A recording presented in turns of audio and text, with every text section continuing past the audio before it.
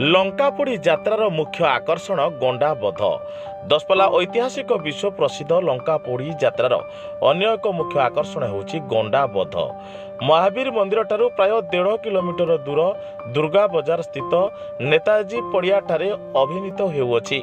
सूर्यवंशर प्रथा और परंपरा अनुसार पितृश्राद्ध दिन राजकुमार माने वन को जाई गंडा को बध करिथांती। सेहीपरि श्रीराम निज भाई सहित चतुरंग दल साथी विराट पटुआर रे गंडा बध करने निमंते बाहरी थांती। मुख्य मंदिर ठारू विशाल पटुआर रे विभिन्न वाद्य सह अभिनेता यात्रा कर्मकर्ता तथा समस्त कारीगर एवं विधायक रमेश चंद्र बेहेरा ब्लॉक अध्यक्षा एनएससी अध्यक्षा गणिया ब्लॉक अध्यक्षा सहित हजार हजार संख्यार दर्शक शोभा यात्रा सामिल होते।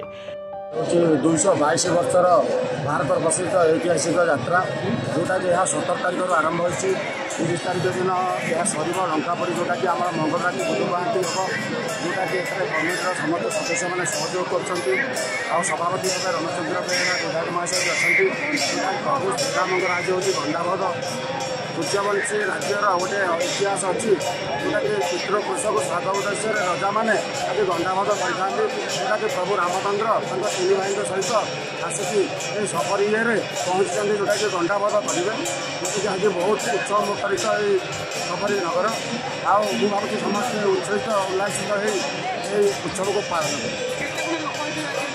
मु भावुँ प्राय 20,000 अधिक लोक होते आउ मु आशा करुच्ची लंकापोड़ी 2 लक्ष 1.5 लक्ष 2 लक्ष अधिक हे समस्ते सहयोग कर आगामी वर्ष गत वर्ष करते बर्तमान भी करेंगे बोली आम आशा रखुचु।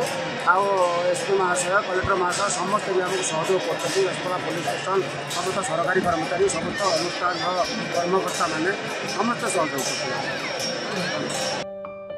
नयगढ़ जिलूर ब्यूरो चीफ रंजन दास रिपोर्ट साई सत्य न्यूज।